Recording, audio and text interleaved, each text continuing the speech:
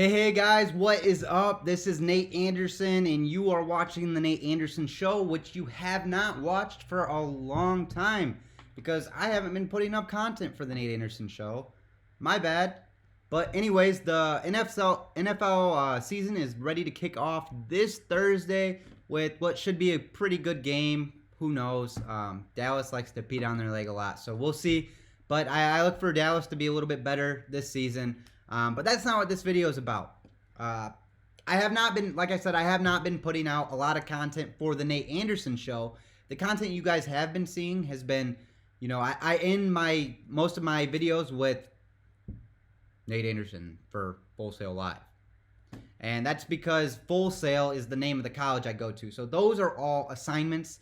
I've just been putting those out because when I'm in a lot of those type of classes, I don't have time to be putting out my own content, and I still want to put something out there. So it is still work. It is still me. It is still my stuff that I have to do. It's just maybe kind of boring to some of you. Maybe it's not as cool as me going out there and telling you what's going to happen or what I think is going to happen, which usually doesn't happen, or giving my predictions. So this is more that type of stuff. This is more fun stuff. This is kind of what I want to eventually do and get paid for. Of course, I'm not getting paid for it now. Right now, it's just for fun. And so the other stuff is to get me to that point. So I still have to do those reports. I still have to do that type of stuff. But this is the fun stuff. And as you can see, if you look down there, this show is going to be all about my 5 bold predictions for the 2021 NFL season. So let's be clear on what bold means. Bold means crazy.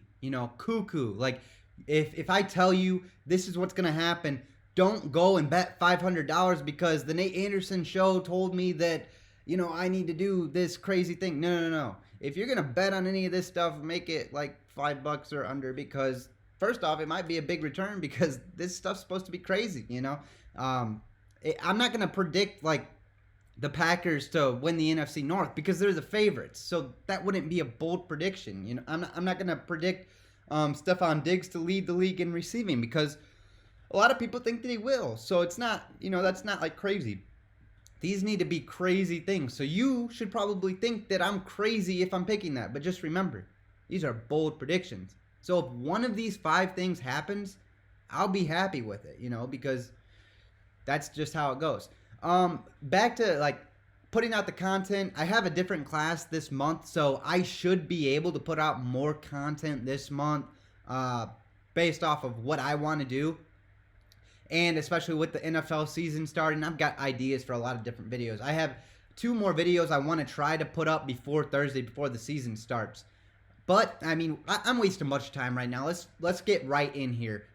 By the way, I'm probably not going to edit this video, so you're not going to see that cool little logo in the middle. Probably not going to hear my music unless something changes in the next, hour and 15 minutes.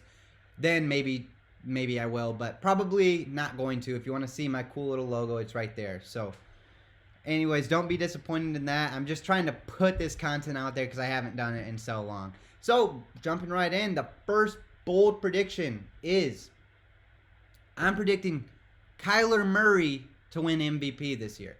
Yes, Kyler Murray, a quarterback, that's not that bold, but it's not Patrick Mahomes, it's not Aaron Rodgers, it's not Lamar Jackson, Russell Wilson. Kyler Murray. Why Kyler Murray? Well, I like the idea that he's a dual threat quarterback. It's going to be his 3rd year in the league. I look for him to take a big jump. I feel like his team last year was underrated. He's got a stud wide receiver in DeAndre Hopkins, who is always a stud, no matter who his quarterback is. And also, the biggest thing is the dual threat quarterback. The idea that he can do it through the air and on the ground. Let's look at I got his numbers right in front of me. Let's look at his numbers from last year. He almost had 4,000 yards. He was just, 30 yards short of 4,000 yards through the air. He had 26 touchdowns through the air. So that's, jeez, get out of here, Fly. That's going to be annoying. It's not spectacular numbers for Murray last year, but let's look at what he did on the ground. 819 yards and 11 rushing touchdowns. Those are running back type numbers. So he had all the production through the air that I already went over, and then he had those numbers on the ground. So that's, if Arizona was a little bit more successful. Maybe he didn't have as many turnovers and threw a little bit more through the air. We would have been talking, Jesus, that's going to be bad. We would have been talking about him last year as getting MVP. So this year, I look for Arizona maybe to be a little bit, well, I'll get to that a little bit later.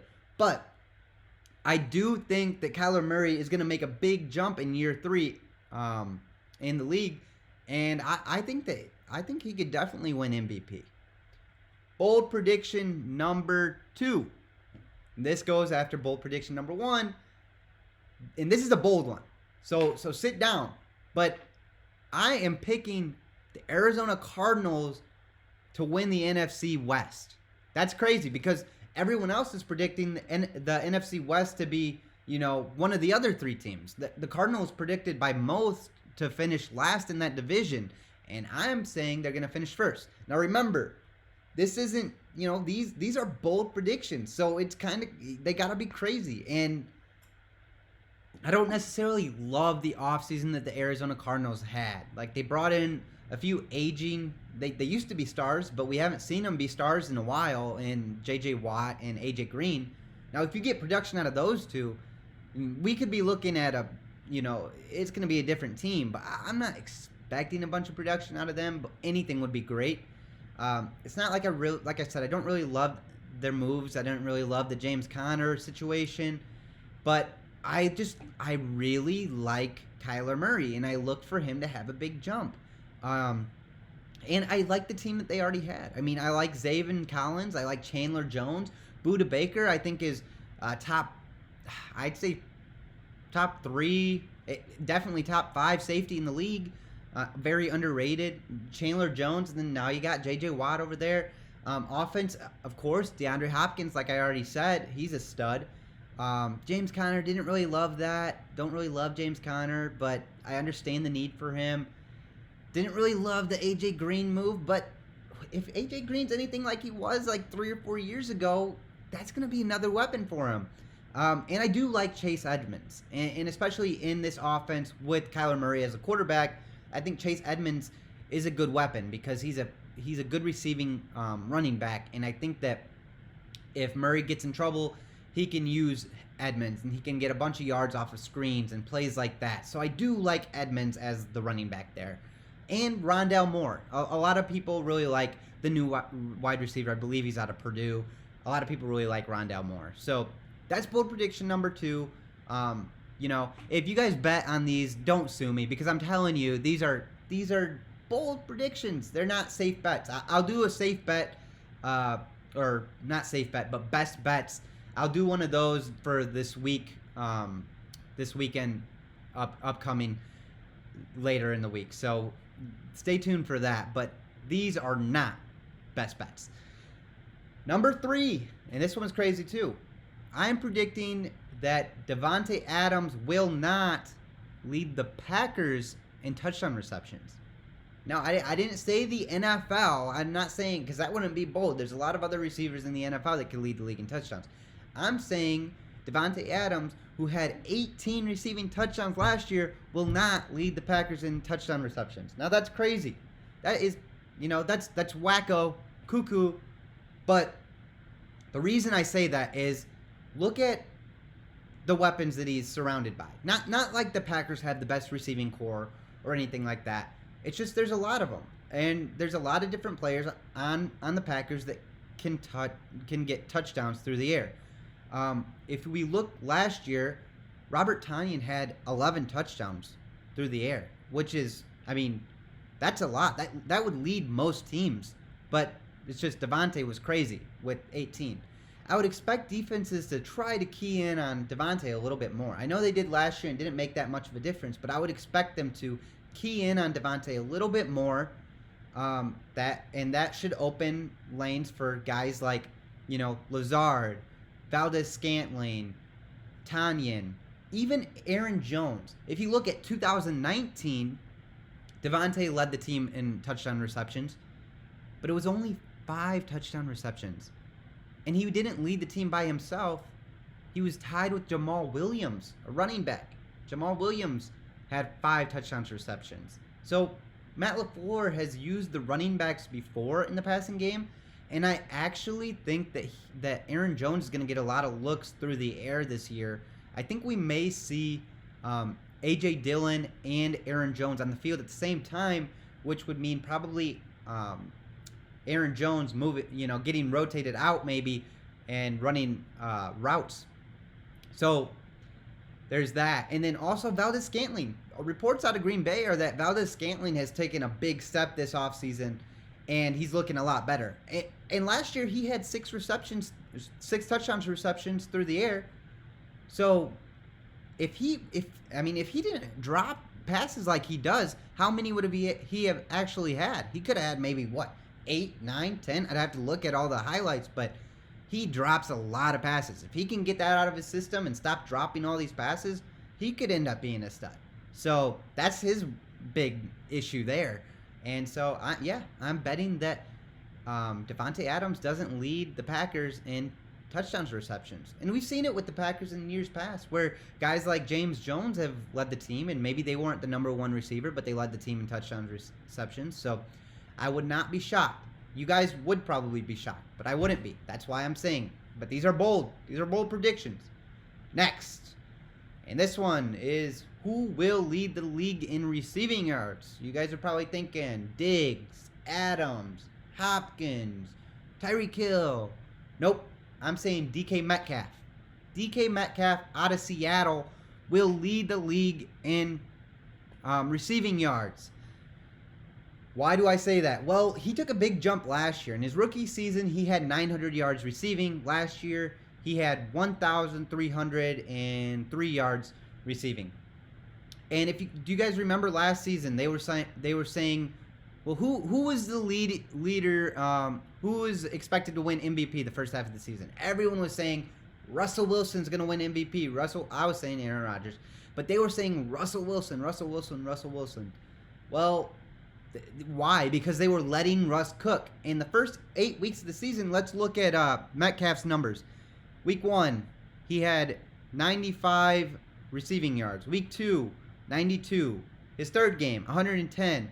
So on it goes. 106, 93. Then he had a downer with 23. Then 161. Then 103. Grand total in the first 8 games, he had 788 yards receiving. That's pretty dang good. Last 8 games of the season, Russ goes. So does his numbers. Still good, 515 yards receiving through the air. But what happened this offseason with Russ? He was trying to force his way out of Seattle. Kind of. He was unhappy with Seattle and made it known that he was unhappy with Seattle. Well, Seattle did some things trying to make him happy. I think that carries over into the regular season. I think that Seattle's going to try to protect Russ more. And if they protect Russ more, someone who's going to benefit greatly from that is going to be DK Metcalf. And I look for Metcalf to have a huge season this year. I mean, look at the guy, though. He is a physical specimen. Did you guys see that when he ran down that guy that got the interception last year? He's faster than everyone on the field. He's bigger than everyone on the field. Like, the guy is insane. He's a number 1 receiver. Look for him to take another jump this year. And that is one that, if you got a couple bucks laying around, maybe you throw it in the FanDuel Sportsbook and put money on DK to lead the league in receiving. It could happen. These are all things that could happen. Maybe it's not, your number 1 thought, but these are bold predictions. So DK Metcalf, number 1 receiving wide receiver in the league. That's my bet. Now this 5th bet to end it all, this is something I did last year. I put money on this last year, and I came really close. I put money on the Jaguars to go 0-16 last year. They won their very first game. They lost the other 15. I was close to winning a lot of money for that. And but yeah, they ruined it week 1, and they went 1-15. This year, not the Jaguars, but I am betting on the Texans to go 0-17. I hate that Texans team. Doesn't everybody hate that Texans team? Everyone hates that Texans team. Who do they have? Deshaun Watson. He's not going to play. We all know what's going on. Well, maybe you don't know what's going on with Deshaun Watson. He's got like sexual assault charges, like over 20 of them. He's not going to play. And if he gets traded somewhere, He's probably not going to play there. But the Texans quarterback is Tyrod Taylor. Now, Tyrod Taylor, I don't think Tyrod is an awful quarterback by any means, but his surrounding cast is awful. Poor Tyrod. Everywhere he goes, he just gets screwed. Everywhere he goes. I mean, he was with the Browns, and then they bring in Baker. Baker takes over for him. Last year, his own medical staff punctured his lung, so he didn't start the season. And then Justin Herbert just took off, so there's no way he was going to get any playing time. Tyrod Taylor, he's okay, but the rest of the team, I mean, let's look at this team. Okay, we've got their starting running back. It sounds like it's going to be Mark Ingram. Mark Ingram is old man Ingram, and he couldn't play last year with the Ravens. I don't think he's going to play next year really. Or this year. Philip Lindsay is the backup. He's okay, backup, but there's not much there. David Johnson, who maybe he would have been a stud 6-7 years ago. And then their wide receivers. They actually have Brandon Cooks. He's probably the best one on that offense. And their second wide receiver is Anthony Miller. I'm pretty sure it's Anthony Miller. Either him or Chris Conley, which doesn't matter at that point. Anthony Miller wasn't even good enough to stick with the Bears receivers. So, yeah. Anyways, oh man, what a team! And their defense was towards the bottom of the league last year in almost all defensive statistics. I don't look for them to be good this year at all. And it's still a bold prediction to predict someone's not going to win any games, but that's what I'm doing. They could win in week 1, just like happened last year when I made this type of bet. They could win week 1. They faced the Jaguars, and I don't think the Jags are going to be very good either. I do like James Robinson. I don't really like Trevor Lawrence like everyone else does. I like a lot of rookie quarterbacks more than Trevor. I like Zach Wilson in New York better than Trevor Lawrence. I like Justin Fields in Chicago better than Trevor Lawrence. I like, I don't know about the Trey Lance situation. I like Lance's upside better than Trevor Lawrence. So, I don't really like the Jags, but they could win week 1. Or the Texans could beat the Jags week 1. Who knows? Anyways, like I said, guys, I do plan on getting more videos out before the season starts on Thursday. I've got a couple other ones. I'm planning on doing over-unders for season win totals and telling you guys which ones you should bet on. We'll be going through FanDuel Sportsbook. That's my favorite to bet on. And then I'll probably be giving some of my best bets this weekend for who you guys can bet on. Don't listen to me. I'm not a pro. You know, I study this stuff. So it doesn't make me a pro, but neither are any of these guys on TV that you listen to. They're not. They say that they're experts, but no one's an expert in this. No one's psychic. We can't tell the future. So, you know, if you like what I'm saying, then maybe you feel good about it. But don't just do something because I tell you. But yeah, anyways, I really want to thank you guys for watching. Please comment, like, share. Tell me if you like these bold predictions. If you think they're crazy, you should think they're crazy. But maybe there's something that you're like, you know what, that could happen. Man, maybe I could have put a couple bucks down on that. So just let me know. Give me some feedback. I really love the feedback, guys. I appreciate the feedback. If you want to go back and forth in the comments, I like that stuff. So, share it. Put the word out there. I'm going to be putting out a lot more of this stuff. But thank you guys for watching the Nate Anderson Show. And please tune in next time. Peace out.